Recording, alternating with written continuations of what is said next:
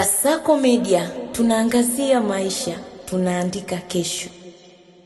Meneja wa timu ya taifa ya Brazil, Carlo Ancelotti, ametetea uamuzi wake wa kutomjumuisha mshambuliaji wa Chelsea, Joao Pedro, kwenye kikosi cha wachezaji 26 cha timu hiyo kuelekea michuano ya Kombe la Dunia 2026 inayoanza mwezi ujao, huku akimwomba radhi nyota huyo. Badala ya kutangaza kikosi hicho, Carlo Ancelotti alishindwa kutoa sababu halali ya kumwacha Joao Pedro nje na kuacha maswali mengi kuliko majibu, huku wengi wakihoji uhalali wa kuitwa kwa baadhi ya nyota kama Gabriel Martinelli wa Arsenal, Luis Enrique wa Zenit, Ryan wa Bournemouth au Enrique wa Lyon badala ya Joao Pedro, ambao kimsingi hawakuwa na msimu mzuri kumzidi Pedro. Wengi wamelinganisha takwimu za baadhi ya wachezaji walioitwa na zile za Joao Pedro, hususan Martinelli aliyefunga bao moja tu na asisti 3 kwenye ligi kuu soka nchini Uingereza,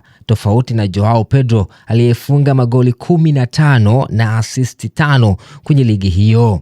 Bila kusahau Ryan aliyefungia Bournemouth magoli 5 na asisti 2, wakati Enrique akiifungia Lyon mabao 5 na asisti 7 kwenye ligi 1. Wakati uamuzi wa kurejea wa mfungaji wa muda wote wa Brazil, Neymar dos Santos da Silva, hauonekani kuwashangaza wengi licha ya umri na majeraha ya mara kwa mara kuwa kikwazo, lakini wengi wanaamini uwepo wake kikosini ni bonus kwa Brazil kwa ajili ya kuongeza uzoefu, ushawishi na uongozi kikosini hata kama hatacheza dakika zote.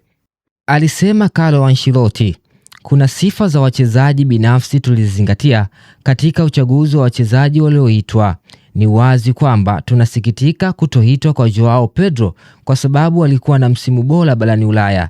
Labda alistahili kuwa kwenye orodha hii. Tunamwomba radhi Joao Pedro na pia tunawaomba radhi watu wote waliokwazika kutoitwa kwake, alisema Carlo Ancelotti. Kasako Media, tunaangazia maisha, tunaandika kesho.